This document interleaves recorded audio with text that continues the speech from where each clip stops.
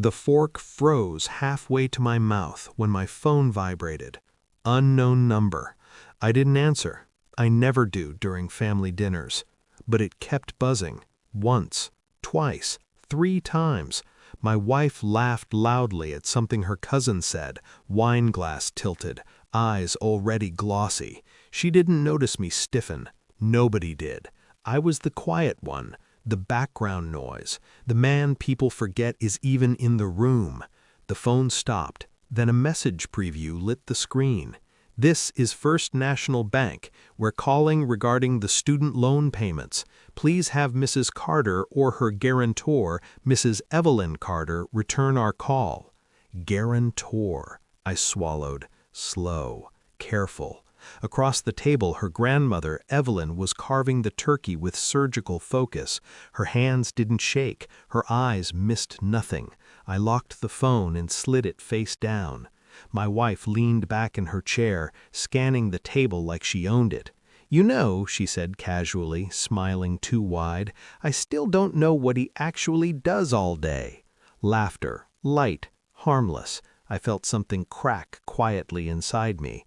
She tilted her head toward me, voice sharp with mockery. "He's sweet, just kind of useless." The word landed. Useless. I didn't react. That's what saved me. Inside, a storm pressed against glass, years of swallowed pride, of working late, of numbers and transfers and silence, of love expressed only through sacrifice. I looked at my plate, and then Evelyn stood up. Her chair scraped the floor, loud, final, enough. The room went still. She didn't raise her voice. She didn't need to. She looked directly at my wife, her granddaughter, her disappointment. "You will not speak about him like that." My wife scoffed. "Grandma, it's just a joke." Evelyn's eyes shifted to me for half a second, then back. "He's been paying your student loans, secretly, every month, for years." Silence detonated. "I know," Evelyn continued, calm as stone, "because the bank called me by mistake." Every face turned. My wife's color drained. I sat there, still, breathing. The truth had arrived without my permission. I always knew Thanksgiving would end badly. I just didn't expect it to end like this. It hadn't started with hate. It never does. It started with small things, her dismissive tone, the way she corrected me in public, how she rolled her eyes when I spoke about work, how she stopped asking questions altogether. She liked the image of me more than the reality. I paid her loans because I believed in partnership, because debt weighed on her dreams, because love, to me, meant removing obstacles quietly. I never told her. I wanted her to feel free, not indebted. Instead, she felt superior. The insults escalated slowly, comments at dinners, jabs in front of friends, laughing when I fell silent. I told myself it was stress, that she didn't mean it. Denial is a soft prison. Then there were the late nights, the phone always angled away, passwords changed, laughter she never shared with me. I didn't confront, I observed.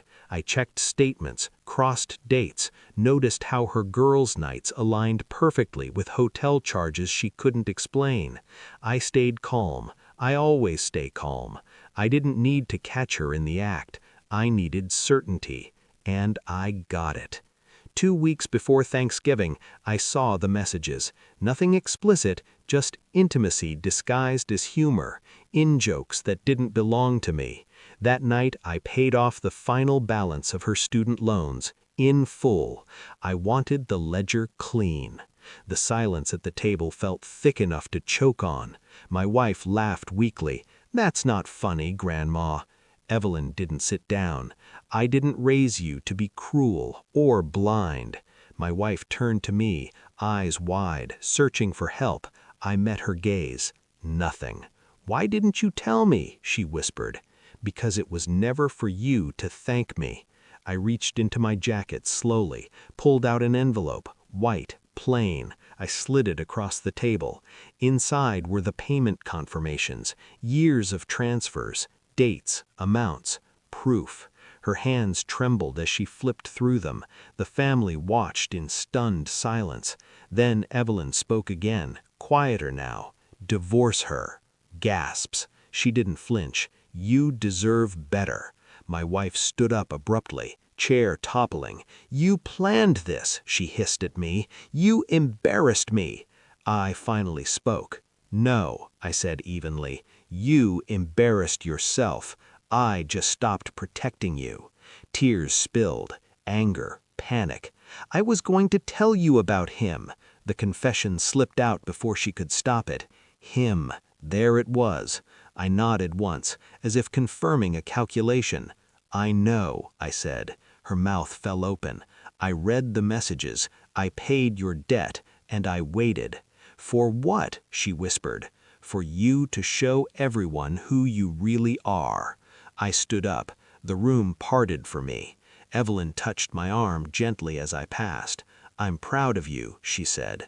I didn't look back. Outside, the air was cold, clean, honest.